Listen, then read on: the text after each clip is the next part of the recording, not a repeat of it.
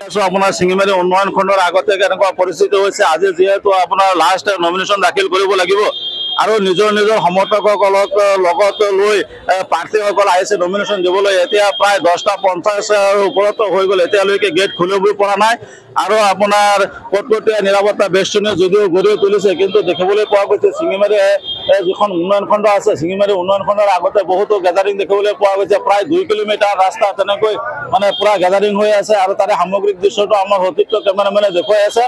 আপোনাৰ আজি যিহেতু অন্তিম দিন আৰু আজি অন্তিম দিনত নমিনেশ্যন দাখিল কৰিবলৈ নিজ প্ৰাৰ্থীসকলে নিজৰ সমৰ্থকসকলক লগত লৈ আহিছে, ঢাক ঢোল বজাই আহিছে।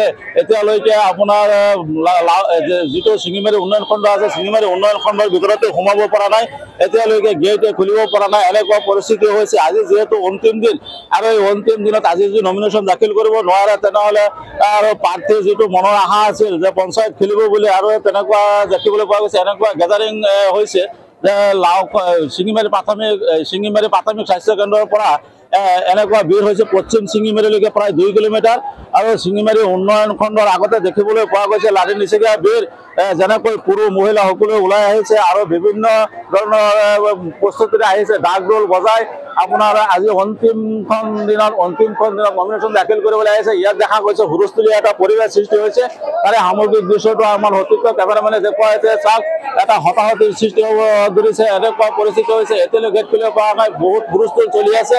এতিয়া পৰিস্থিতি আৰক্ষীয়ে নিয়ন্ত্ৰণ কৰিব আনিব পাৰে নে নাই তাৰে মানে ৰহস্য অৱগত। এতিয়া গেটৰ আগতে মানুহে পুৰা মানে হাল্লা চিল্লা কৰি আছে। চাওক আমি তাৰে সামগ্ৰিক দৃশ্যটো দেখুৱাই আছো আৰু চাওক কেনেকুৱা পৰিস্থিতি উদ্ভৱ হৈছে। আপোনাৰ শিঙিমাৰী উন্নয়ন খণ্ডৰ আগতে কেনেকুৱা পৰিস্থিতি হৈছে তাৰে সামগ্ৰিক দৃশ্যটো মই দেখুৱাই আছো আৰু আমাৰ অতিৰিক্ত কেমেৰামেনে দেখুৱাই আছে। চাওক কেনেকুৱা মানে ঢাক ঢোল বজাই আহিছে আপোনাৰ পঞ্চায়তৰ নমিনেশ্যন দাখিল কৰিবলৈ আৰু কেনেকুৱা পৰিস্থিতি হৈছে তাৰে সামগ্ৰিক দৃশ্যটো আমি দেখুৱাই আছো। ঠিক আছে।